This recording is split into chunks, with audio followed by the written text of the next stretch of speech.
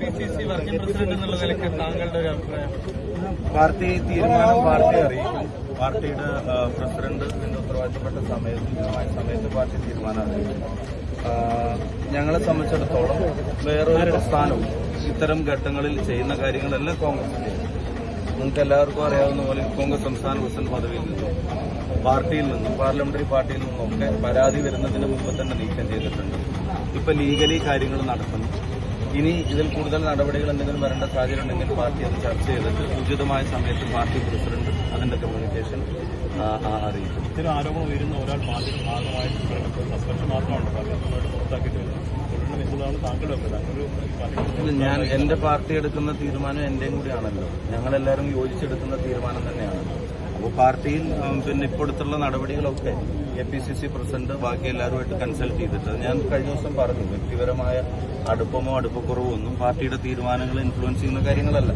അതുകൊണ്ട് തന്നെ അദ്ദേഹം പാർട്ടിയിൽ നിന്ന് മാറി നിന്നതും പാർട്ടി എടുത്ത തീരുമാനം. ആ പാർട്ടിയിൽ തന്നെ ഞാൻ ഇപ്പോഴും പ്രവർത്തിക്കുന്നത്. ഞാനും കൂടി ഉൾക്കൊള്ളുന്ന പാർട്ടിയാണല്ലോ അത്ര ഒരു തീരുമാനം എടുത്തത്. പിന്നെ അത് വ്യക്തിപരമായി എപ്പോഴും നിങ്ങളത് ഐസൊലേറ്റ് ചെയ്തിട്ട് പാർട്ടി എന്നെ പറയാൻ അനുവദിക്കുന്നുണ്ടോ അതോ അല്ലെങ്കിൽ താങ്കൾ അതാണ് അതിനുള്ള കൃത്യമായ മറുപടി പറഞ്ഞത്. എന്റെ അടുപ്പവും അടുപ്പക്കുറവും പാർട്ടിയുടെ തീരുമാനങ്ങൾ ഇൻഫ്ലുവൻസ് ചെയ്തിട്ടില്ല. കോൺഗ്രസ് സംസ്ഥാന പ്രസിഡന്റ് പദവിയിൽ നിന്ന് ഞാനത് ആക്കാൻ വേണ്ടി കുറെ അധ്വാനിച്ചിട്ടുള്ള ആളല്ലേ. ആ പദവിയിൽ നിന്ന് മാറി നിൽക്കാൻ അയാളും പാർട്ടിയും തീരുമാനിച്ചു. പാർട്ടിയിൽ നിന്ന് പുറത്താക്കാൻ പാർട്ടി തീരുമാനിച്ചു. പാർലമെന്ററി പാർട്ടി പുറത്താക്കാൻ തീരുമാനിച്ചു. അപ്പൊ ഞാൻ എന്റെ വ്യക്തിപരമായ അടുപ്പക്കുറവ് പാർട്ടി ഏതെങ്കിലും തീരുമാനങ്ങൾ ഇൻഫ്ലുവൻസ് ചെയ്തിട്ടുണ്ടോ?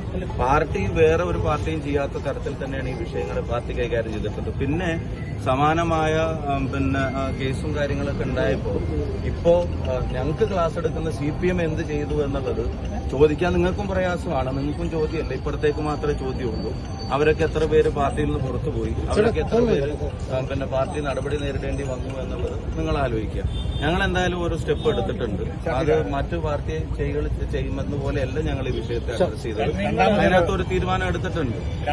ഒരു പരാതി വന്നു, ഇതിനു മുമ്പ് ഒരു പരാതി വന്നാണ് ഷാഫിക്ക് ഈ രാഹുലിനെ കുറിച്ച് ഇത്തരത്തിലൊരു ധാരണ അല്ല. ഞാൻ എന്റെ എത്തരത്തിലുള്ള ധാരണയാണ് നിങ്ങൾ ഉദ്ദേശിച്ചത് മനസ്സിലാവുന്നില്ല. ഞാനൊരു കാര്യം പറയാം. ഞാൻ പറയാമല്ലോ, എന്റെ ധാരണകൾ, എന്റെ അടുപ്പം അതൊന്നും ഇന്ത്യൻ നാഷണൽ കോൺഗ്രസ് കേരളത്തിലെ ഘടകം കേരള പ്രദേശ് കോൺഗ്രസ് കമ്മിറ്റി എടുക്കേണ്ട തീരുമാനങ്ങളെ ഒരു തരത്തിലും ഇൻഫ്ലുവൻസ് ചെയ്തിട്ടില്ല എന്നുള്ളത് ഇപ്പോ അദ്ദേഹം നേരിടേണ്ടി വന്ന നടപടികൾ പരിശോധിച്ചാൽ തന്നെ നിങ്ങൾക്ക് മനസ്സിലാക്കാവുന്നതാണ്. മറ്റൊരു പാർട്ടി, ഞാൻ വേറൊരു കാര്യം തിരിച്ച് നിങ്ങളോട് ചോദിക്കട്ടെ. ഈ നാട്ടിലെ കേരളം ഇതുവരെ കണ്ടതിൽ വെച്ച് ഏറ്റവും ഞെട്ടിപ്പിക്കുന്ന അഴിമതികളിൽ ഒന്നാണ് ശബരിമലയിൽ നടന്ന അഴിമതി.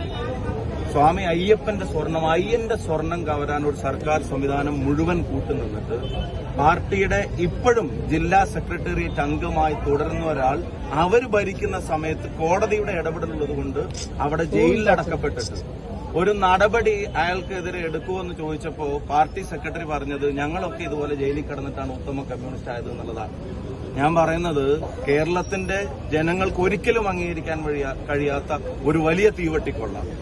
അയ്യന്റെ സ്വർണം കവരാൻ ദേവസ്വം ബോർഡ് തന്നെ ആ സ്വർണം കാക്കാൻ ഉത്തരവാദിത്തമുള്ള ദേവസ്വം ബോർഡ് അത് കക്കാൻ നേതൃത്വം നൽകിയിട്ട് അതിന് നേതൃത്വം നൽകിയ ആളെ എത്ര ജാഗ്രതയോടെയാണ് CPM ആ വിഷയത്തെ അഡ്രസ് ചെയ്യുന്നത്? കാരണം അയാൾ എന്തെങ്കിലും ഫർദർ പറയൂ എന്നുള്ള ഭയം. ഞങ്ങൾക്ക് നടപടിയെടുക്കുന്ന കാര്യത്തിൽ അങ്ങനെ റിസർവേഷൻസ് ഉണ്ടായിട്ടില്ലല്ലോ. എന്ന് മാത്രമല്ല, അത് വ്യക്തിപരമായി ഇയാൾക്കെതിരെ ഉയർന്ന ഒരു ആരോപണമാണ്. പക്ഷെ മറ്റേത് അങ്ങനെയാണോ? മറ്റേത് അതീവ ഗുരുതരമായ ഒരു സർക്കാർ സംവിധാനം മുഴുവൻ നിന്ന് കൊള്ള നടത്തിയതാ. ഒരു നടപടിയും CPM എടുക്കുന്നില്ലല്ലോ. ഒരു കാരണം കാണിക്കാൻ പോലും CPM ആവശ്യപ്പെടുന്നില്ലല്ലോ. അപ്പൊ ഈ സമാനമായ കാര്യങ്ങളിൽ CPMന്റെ നിലപാട് എന്തായിരുന്നു? ഈ ജില്ലയിൽ ഉൾപ്പെടെയുള്ള കാര്യങ്ങളിലൊക്കെ CPMന്റെ നിലപാട് എന്തായിരുന്നു?